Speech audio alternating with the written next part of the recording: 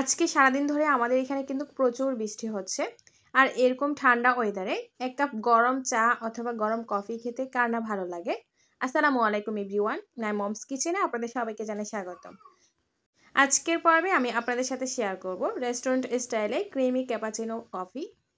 প্রথমে আমি একটা মিক্সিং বলে নিয়ে নিচ্ছি হাফ কাপ চিনি।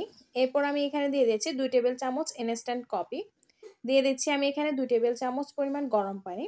এরপর আমি একটা ইলেকট্রিক বিটার দিয়ে কফিটাকে বিট করে নিচ্ছি। তবে আপনারা চাইলে হ্যান্ড উইক্স অথবা কাঁটা চামচ দিয়ে এই কাজটা করে নিতে পারেন। তবে সেই ক্ষেত্রে সময়টা কিন্তু একটু বেশি লাগবে।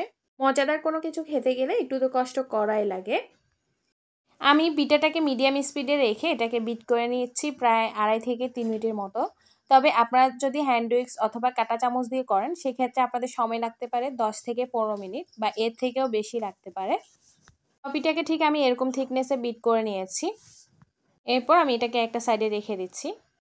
এবার আমি একটা কাপের মধ্যে নিয়ে নিচ্ছি 1 কাপ থেকে অল্প একটু কম গরম দুধ। দুধটাকে আমি আগে থেকে জাল করে একদম ঘন করে নিয়েছি। এরপর আমি এখানে দিয়ে দিচ্ছি 3 থেকে 4 চামচ কফি।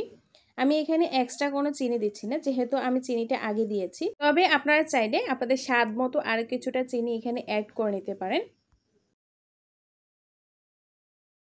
এরপর আমি দুধ আর কফিটাকে একটা চামচ দিয়ে নেড়েচেড়ে খুব ভালো মতো মিশিয়ে এনেছি। আর আপনারা দেখতেই পাচ্ছেন আমার কফিটা কতটা ক্রিমি আর কতটা ফোমি হয়েছে।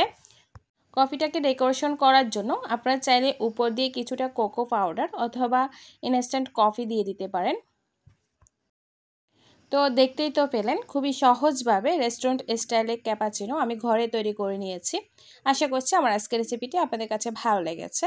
আমার রেসিপিটি যদি আপনাদের কাছে কোথাও একটু ভালো লেগে থাকে তাহলে প্লিজ আমার চ্যানেলটি সাবস্ক্রাইব করে এবং আমার ফেসবুক পেজটি ফলো দিয়ে আমার পাশে থাকার জন্য আপনাদের সবাইকে অনুরোধ জানাচ্ছি।